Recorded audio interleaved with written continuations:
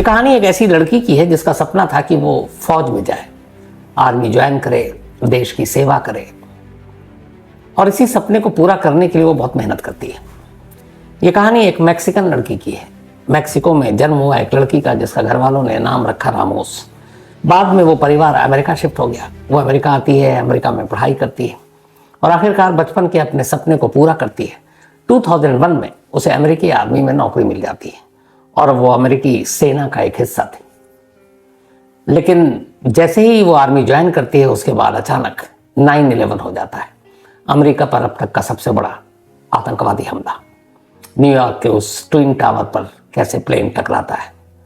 तो 9/11 के फौरन बाद रामोस की भी किस्मत बदल जाती है। उसे फौरन इराक भेज दिया जाता है। इराक में उसको पोस्टिंग दे दी जाती है। अब वो इराक पहुंचती है क्योंकि 9/11 के तार बहुत सारे अलकायदा और सारे इन चीज़ों से जुड़े हुए थे, तो इसीलिए अलग अलग पोस्टिंग हुई। तो रामोस भी इराक पहुंची। इराक में वो 7 सालों तक नौकरी करती रही, मतलब सेना में रही। 2008 में वो वापस अमेरिका आती है और फिर सेना से इस्तीफा दे देती है क्योंकि उसे लगा था कि अब कुछ वो पढ़ाई करेगी। अब वो अमेरिका में अपनी माँ के साथ रहा करती थी।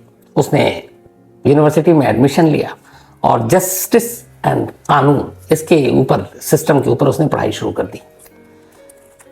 2008 में उसने छोड़ा था और फिर पढ़ाई लिखाई शुरू की। इसी दौरान में हुआ ये कि रामोस की माँ की मौत हो गई।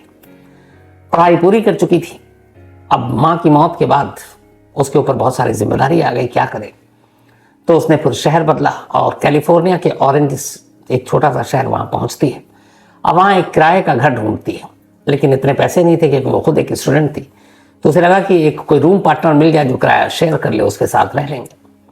उसने सर्च करना शुरू किया और आखिरकार जब उसने सोशल मीडिया पर और बाकी जगहों पे देखा तो देखा कि एक और शख्स है जो एक रूम पार्टनर ढूंढ रहा है। उसने उसका प्रोफाइल देखा, उसका नाम जॉय था। जॉय साउथ कोरिया का रहने वाला, उम्र करीब उसकी 55 साल थी, जबकि रामोस की उम्र करीब, जब ये ढूंढ रही थी तब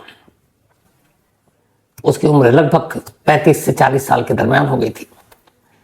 तो उसने जॉय का बायोडाटा देखा और देखा, उसे लगा कि आदमी ठीक है, कम बोलता है, इसके बहुत ज़्यादा फ्रेंड सर्किल भी नहीं है और रेंट भी शेयर करना है। तो उसे लगा कि ऐसे ही शांत इंसान चाहिए। तो फिर वो जॉय से मिलती है और उसकी एक सिस्टर भी थी रामोस की। तो अपने सिस्टर के साथ जाकर जॉय से मिलती है, बातचीत करती है तो उसे अंदाज़ा होता है कि आदमी सही है, ढंग का है, बड़ा शरीफ है और अपने आप में गुमसुम रहता है, ज़्यादा किसी से साथ बातचीत करता नहीं है।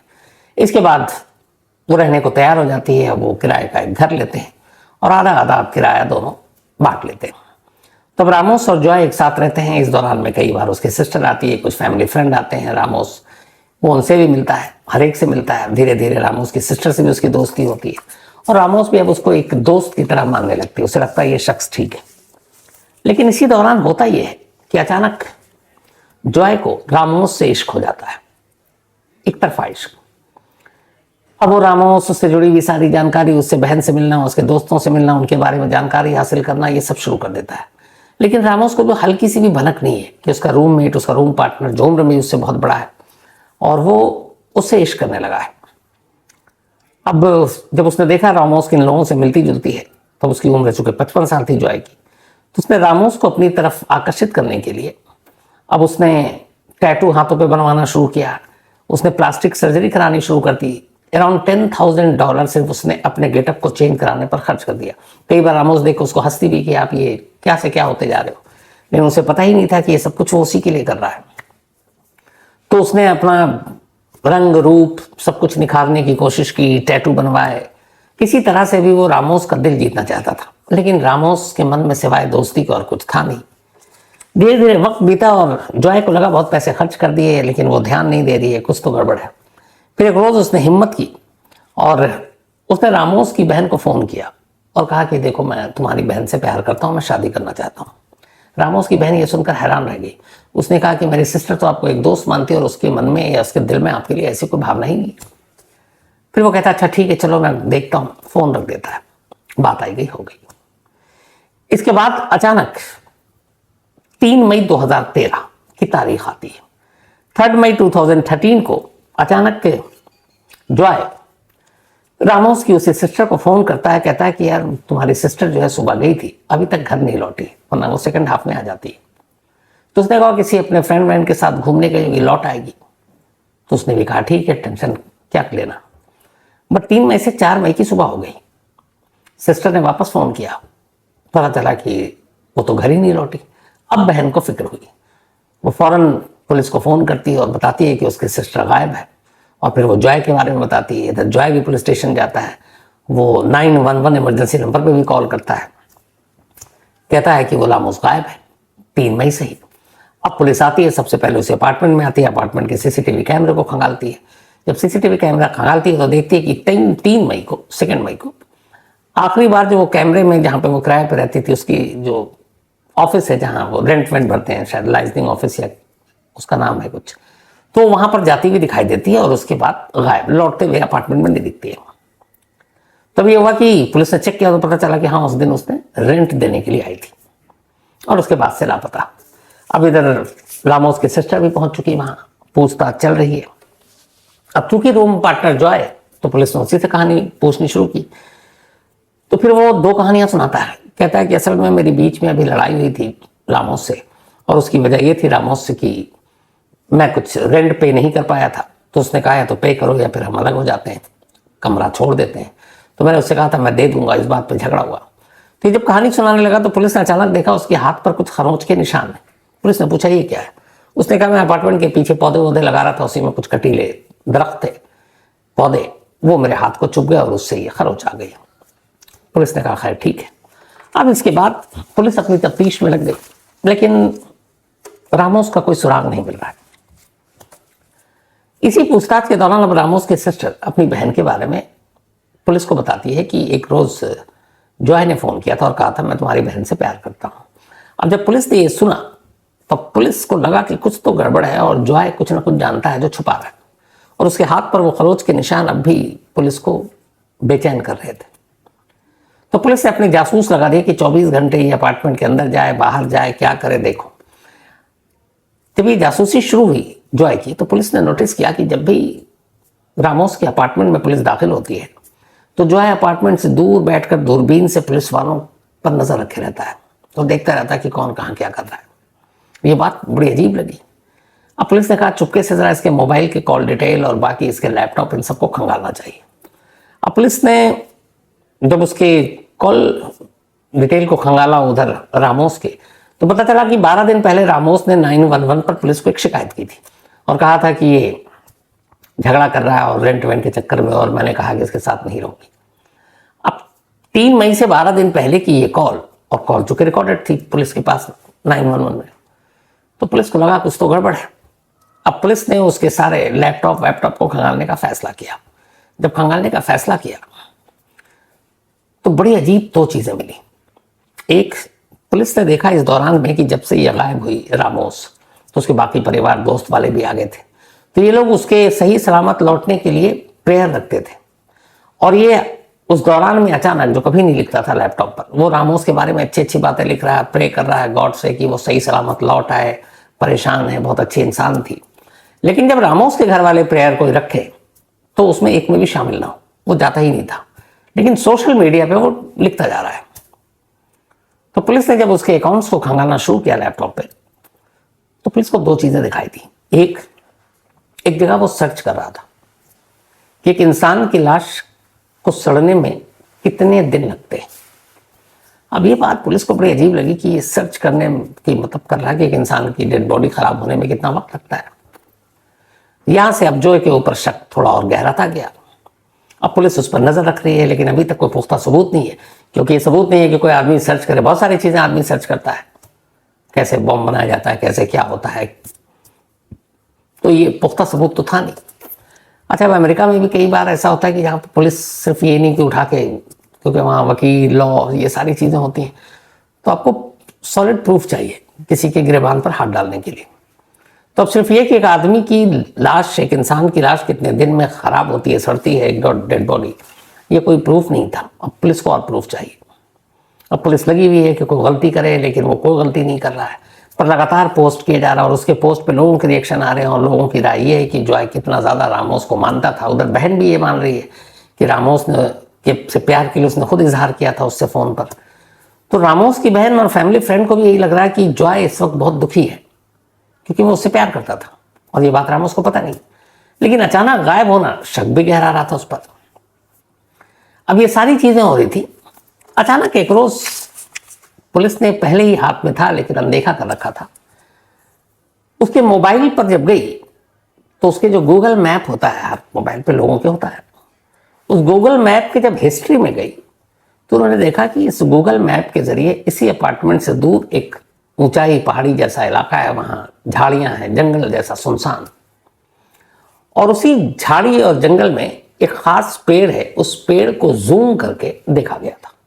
बस इतनी सी वो सारी चीजें थी और फिर उसको हिस्ट्री से डिलीट कर दिया गया। लेकिन वो कहीं ना कहीं जाकर रुक मिला तो उसको रिट्रीट किया गया और उस जो गूगल मैप में जिस जगह को देखा, अब वो जगह की तस्वीर पुलिस के पास थी। इधर लगभग दिन बीतते जा रहे थे और अभी तक कुछ पता नहीं चला था कि रामोस है कहाँ। तो 3 मई से लगभग 14 दिन बीत चुके थे। अब आ गई 17 मई की तारीख। रामोस का कोई सुराग नहीं, कुछ नहीं। अब एक पुलिस को मिलता है गूगल मैप और उसमें एक पेड़, एक दरख्त, और उसको जूम करके देखा गया और वो भी एक सामने दूर झाड़ी और पहाड़ी का इलाका वहां। अब पुलिस और डिटेक्टिव की टीम, एक पूरी टीम बिना जॉय को कुछ बताए हुए उसी के मोबाइल के उसी गूगल मैप को जो उसने डिलीट किया उसको रिट्रीट करके उसकी हिस्ट्री निकालकर उसी रास्ते पर चलती है। अब वो जो नक्शा दिखा रहा था वो बहुत सारे पेड़ हूबहू मिलते लेकिन वहां कुछ नहीं मिलता।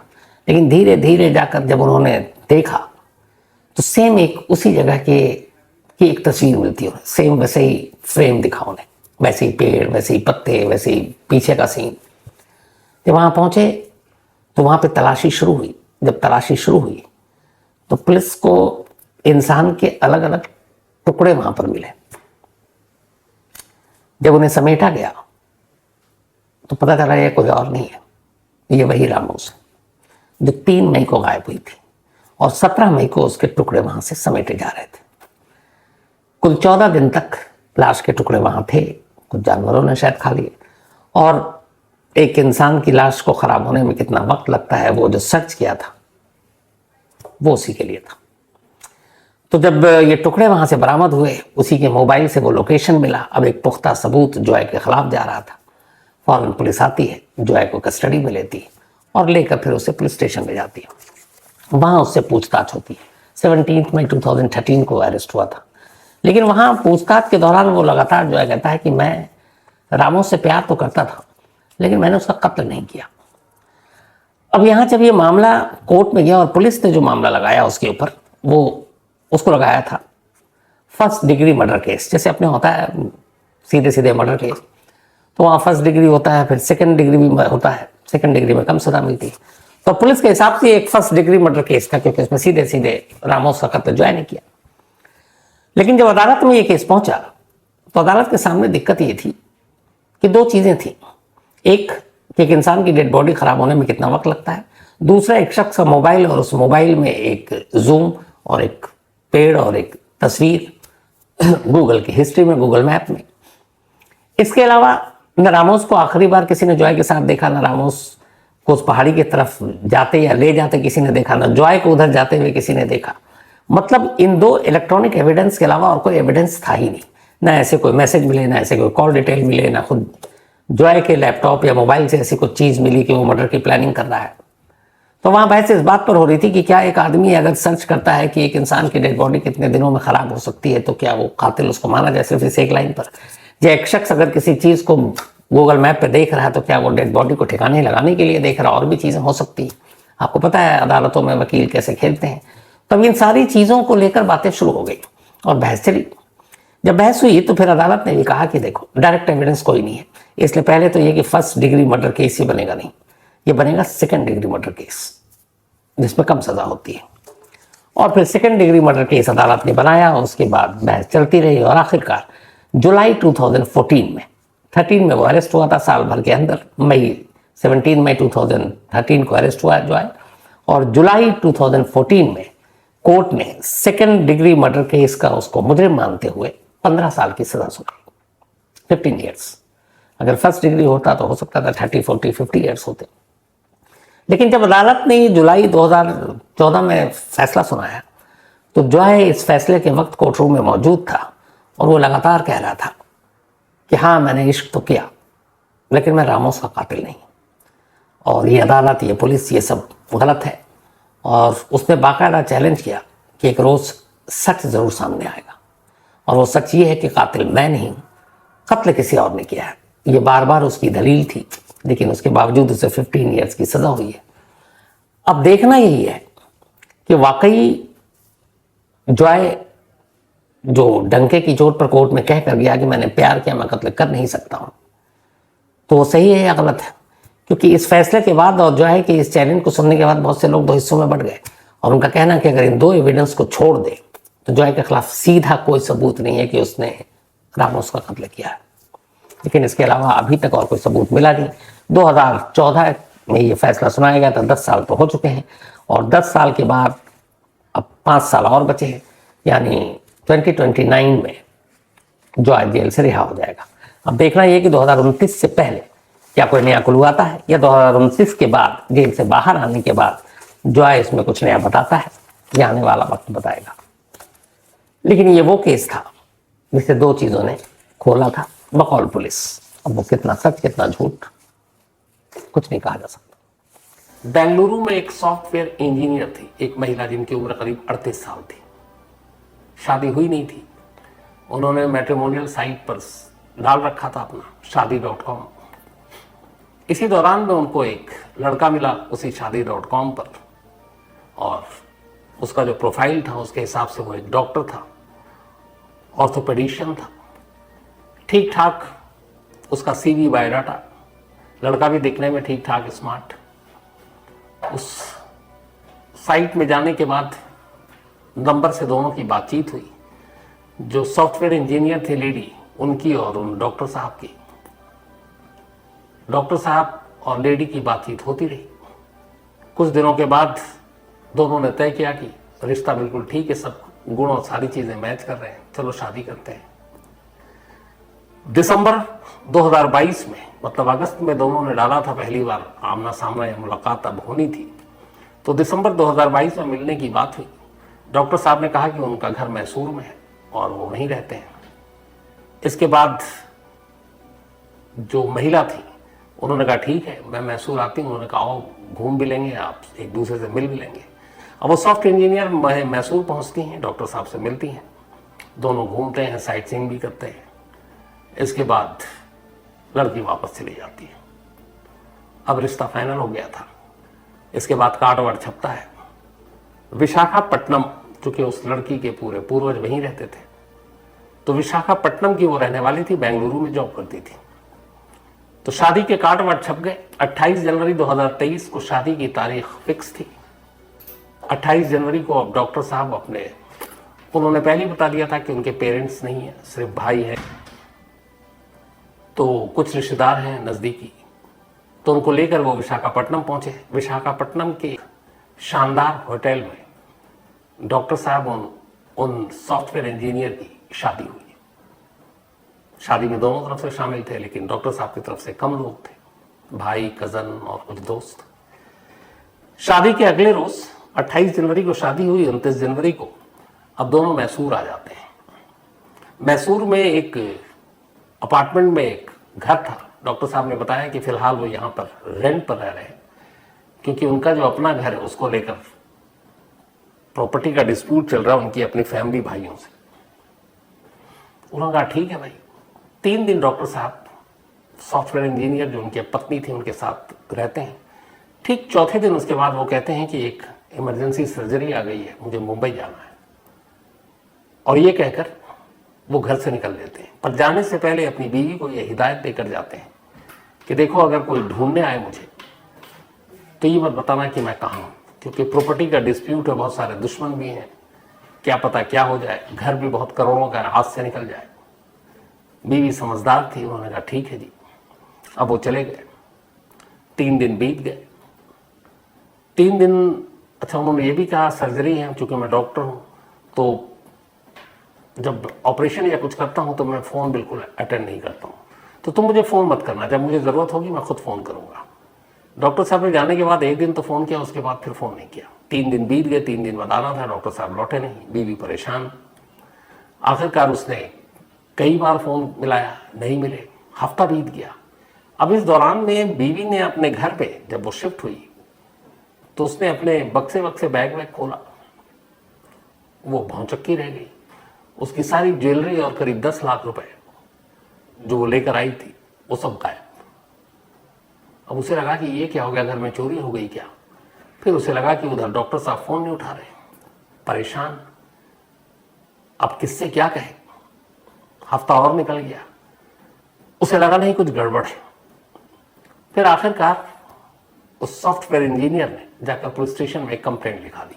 उन्होंने प्रेमानंद महाराज जी की पूरी कहानी जानने के लिए वीडियो को आखिर तक जरूर देखें। दोस्तों, अगर आप प्रेमानंद महाराज जी को अपना गुरु मानते हैं तो उनकी कुछ मैं आपको बातें बताने जा रहा हूँ, तो कृपया ध्यान से सुनिए। उस रात पर जब एक बालक साधक ने ध्यान में आंखें बंद की और आंखें खोलते ही वह प्रेमानंद महाराज बन चुका था। और यह कहानी शुरू होती है बहुत पीछे, गुजरात की एक साधारण गलियों से, जहाँ एक असाधारण बालक पैदा हुआ। उसके हाथों में खिलौने नहीं दिखते थे, उसकी आंखें भगवान की तस्वीरों पर अटक जाती थी। जब दूसरे बच्चे त्योहारों की मिठाइयों में खो जाते थे, यह बालक किसी कोने में बैठकर भक्ति की लहरों में डूब जाता था। उसके भीतर कुछ चल रहा था, कुछ ऐसा जिसे परिवार भी समझ नहीं पाया। कोई अंदरूनी खिंचाव, कोई ऐसा अदृश्य हाथ जो बार बार उसे पुकार रहा था।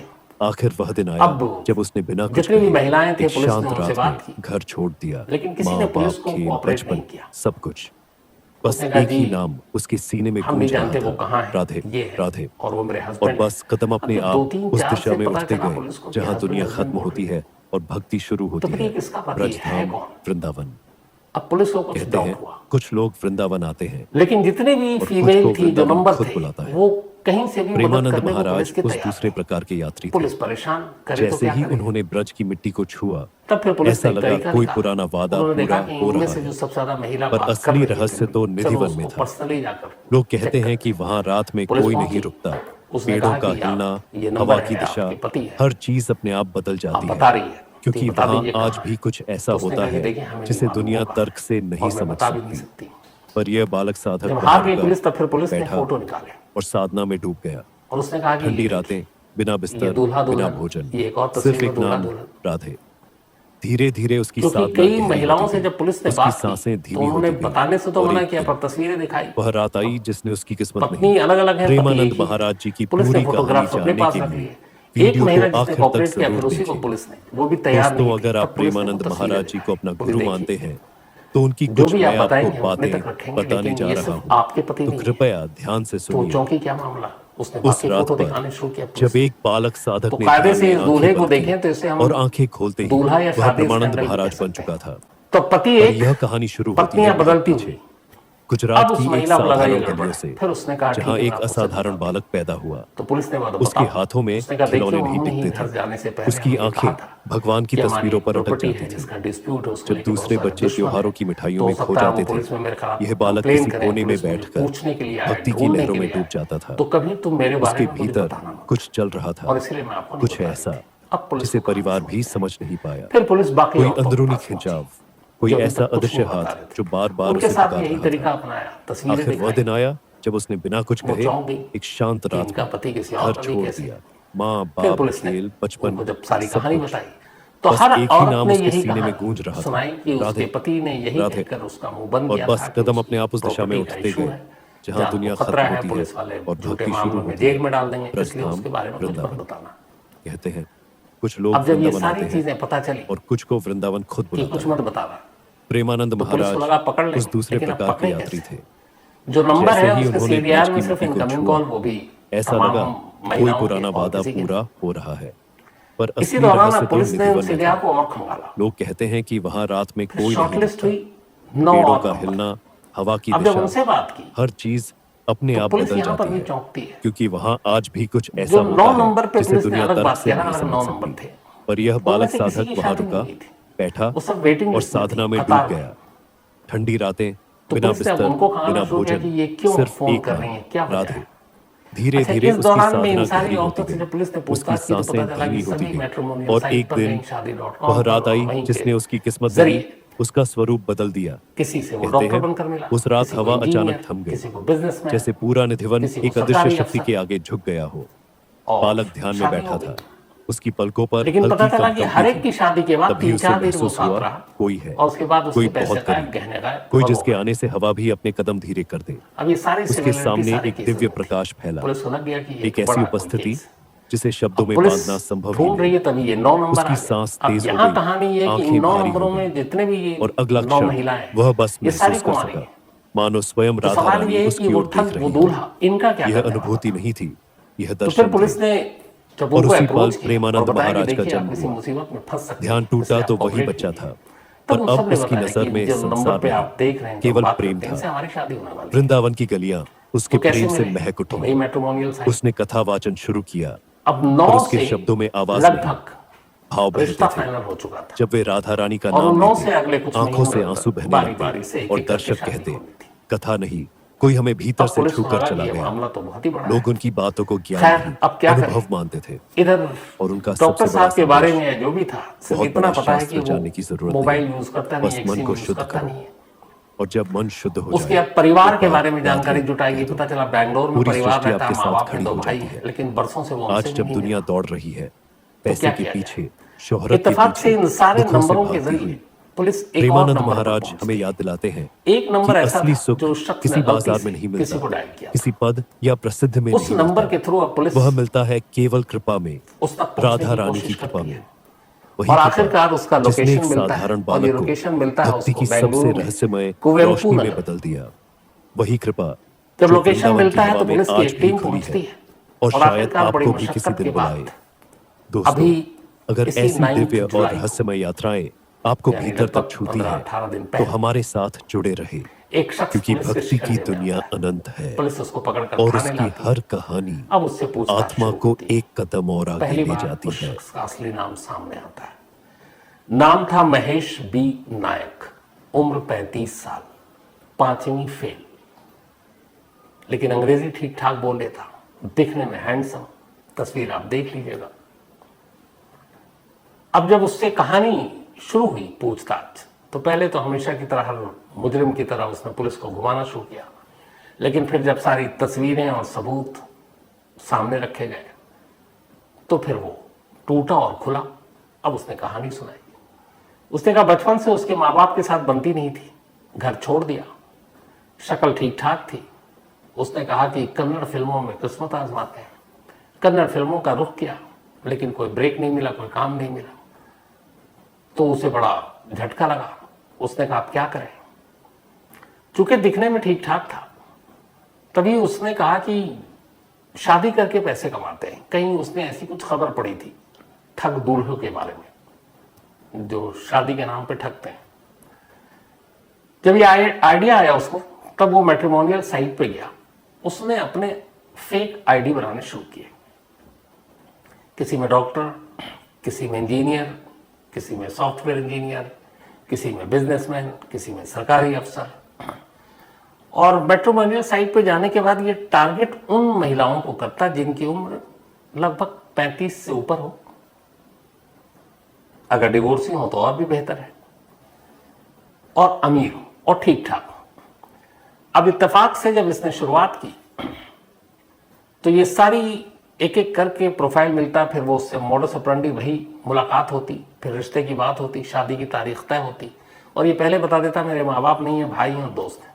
अब ये उस शादी में अपने भाई और दोस्तों को जो ले जाता, ज्यादा नहीं, 6-7 कभी 10, वो सब किराए के होते, एक्टर एक तरह से।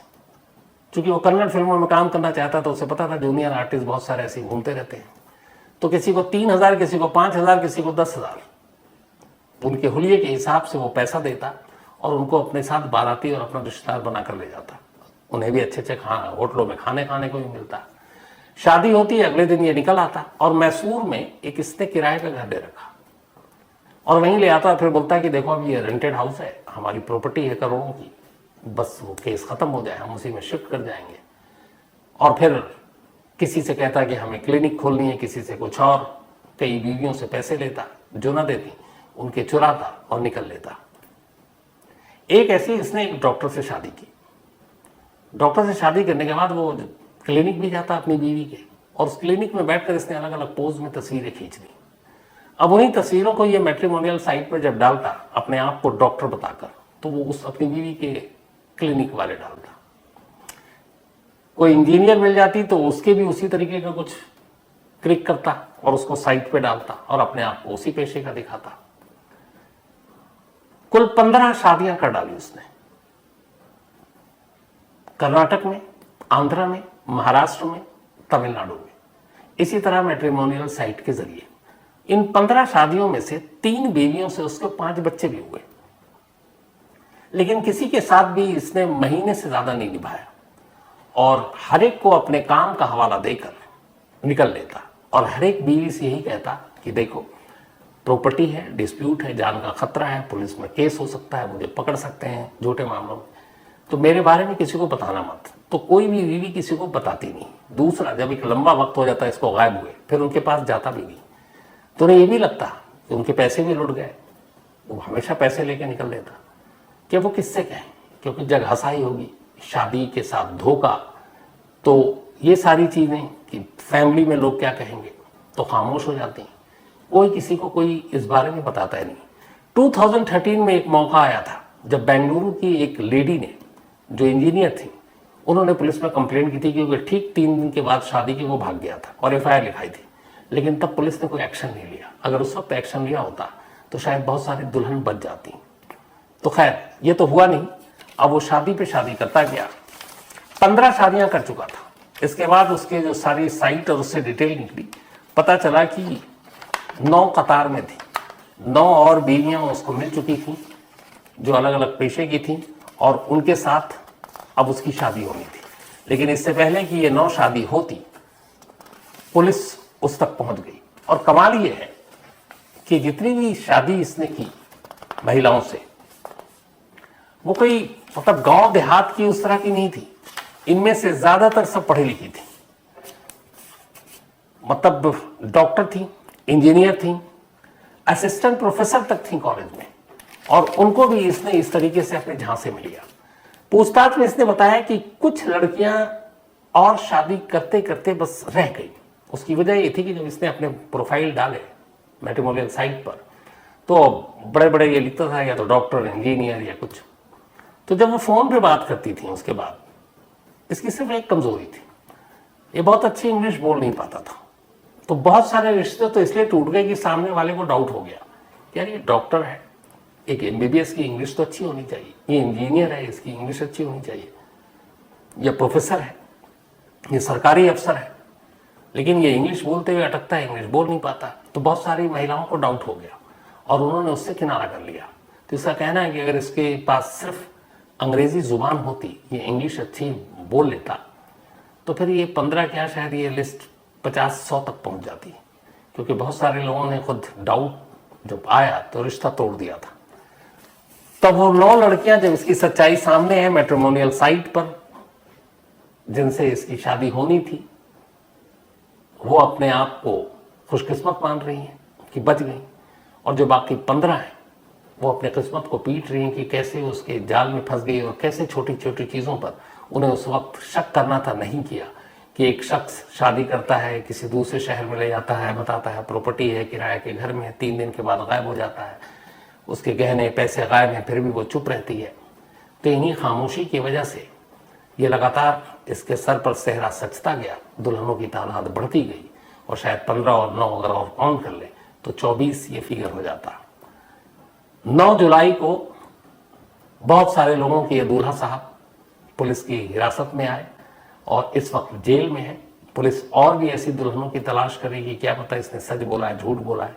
तो उसके लिए उसके मैट्रिमोनियल साइट्स और बाकी सुराग के जरिए जो नायक साहब हैं, उनकी नाम भी इन्होंने नायक रखा है, काम पूरा खलनायक वाला था, तो तलाश की जा रही है।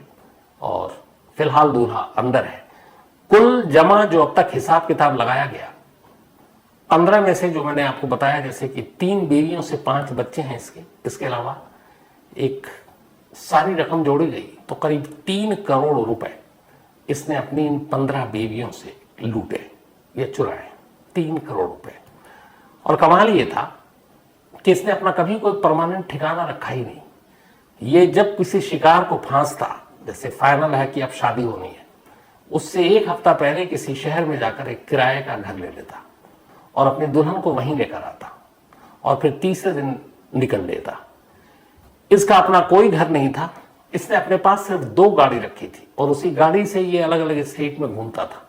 रहने के लिए तरीका इसका ये था कि जिन बीवी को ये शिकार बनाता, पैसे लूटता, तो सिर्फ उससे ऐश करता।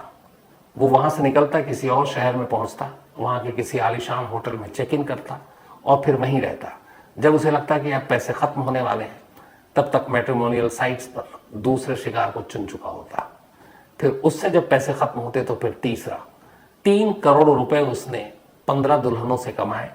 बाकी के 9 दुल्हनों से अभी उसको और कमाना था, लेकिन अब फिलहाल वो जेल में है। तो ये थी कहानी।